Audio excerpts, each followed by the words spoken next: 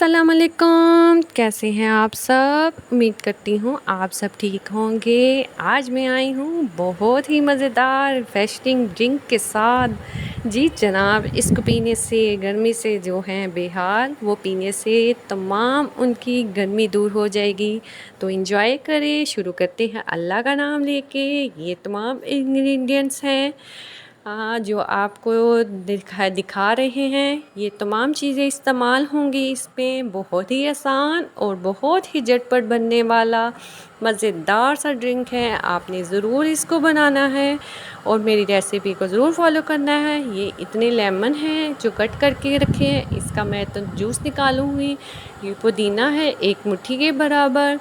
इसमें जाएगा pink salt और जी जनाब, इसमें जाएगा चाट मसाला। ये है खासियत। और शुगर जाएगी अपने टेस्ट के मुताबिक। शुरू करते हैं अल्लाह का नाम लेके। ब्लेंडर में सबसे पहले ऐड कर देंगे पुदीना, फिर उसके बाद ऐड करेंगे चाट मसाला और पिंक सॉल्ट। फिर उसके बाद अपने टेस्ट के मुताबिक ऐड कर देंगे शुगर।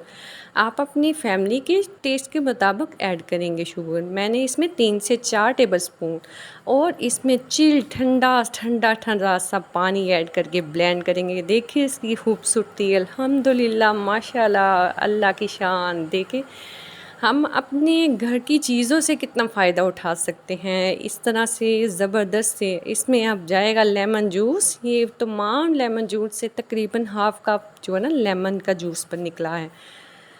जी जनाब, आप सर्व करेंगे।